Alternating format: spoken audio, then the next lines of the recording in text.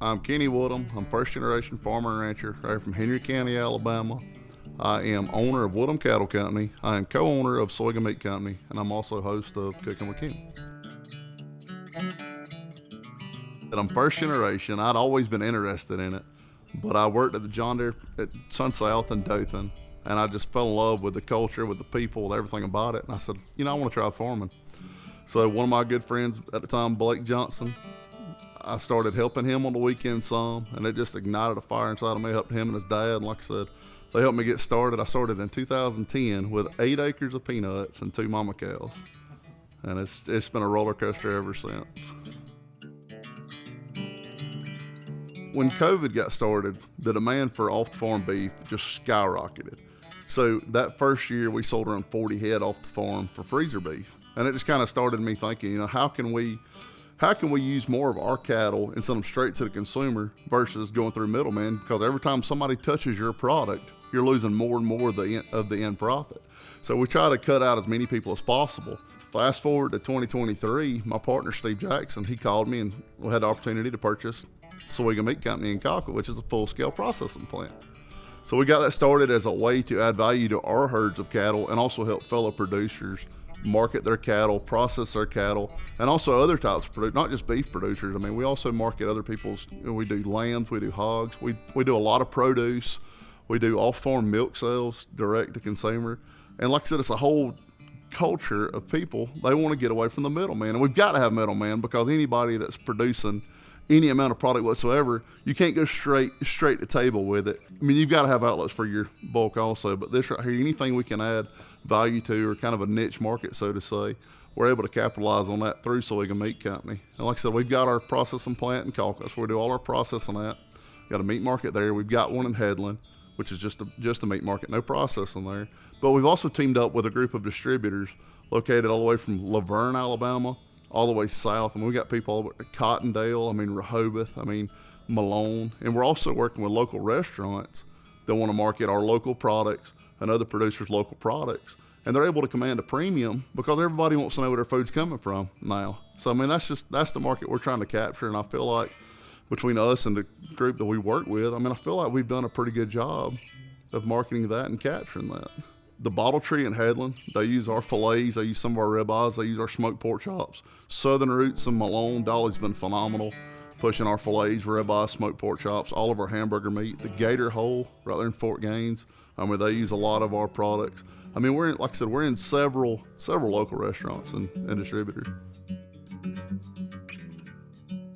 Well, they're putting our name on the menu, and it gives you that feel-good feeling. When you go in and sit down and you see a local producer's name, whether it be Soyga or whoever it is, when you see their name, you get a feeling. And when you're riding down the road and you see our name somewhere and you go in a shop and you see our name, it just ties the whole process back in together.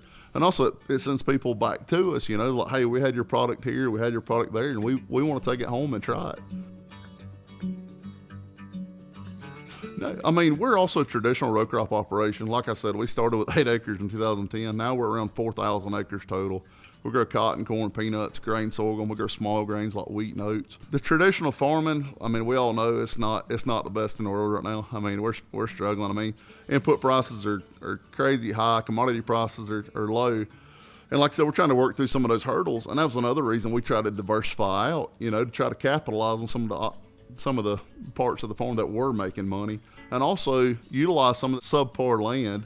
It's maybe not quite as good for row crop production, but it'll be fine for running cattle on, growing hay on. We had to develop the market for enough cattle to be able to utilize the land that we had, kind of to grow into that part. And that's where we're at now on the traditional row crop. And I think that it's going to come back.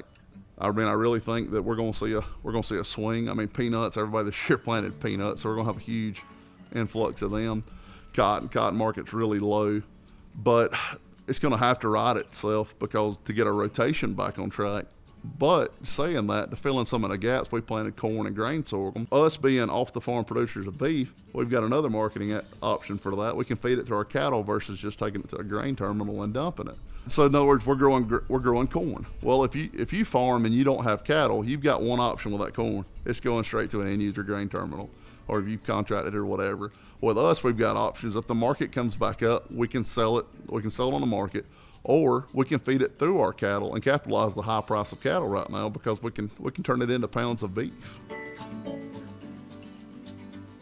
Cooking with Kenny, it took off. It started as a joke. Me and Chris were messing around in the kitchen one night cooking. We were just like, we ought to video some of this. And I mean, when we got it started, we used it to kind of highlight some of the lesser known cuts of beef. I mean, one of the first ones I did was a Brahman hump. I mean, literally the hump off the back of a Brahman cow. And I was like, I didn't even know you could eat it. But that was one of the most viewed videos that we've ever done, and we get requests now all the time for it. And also, just like summertime, a lot of people don't think of roast. You think of roast as a wintertime crock pot style. We smoked a whole chuck roast on the pit boss, and now people started calling us like, hey, I've never thought about doing that. You know, we think of a lot of that as just a traditional wintertime food, and that's what we're trying to do. We're trying to shine light on some of the lesser known cuts and add value also for our producers and ourselves to some of these cuts that a lot of people don't know about. Ossobuco, I mean, you got your picanha. I mean, you've got so many different cuts a lot of people just don't know about. There's a lot of people, when they think of a cow, they think about ribeyes and hamburger meat.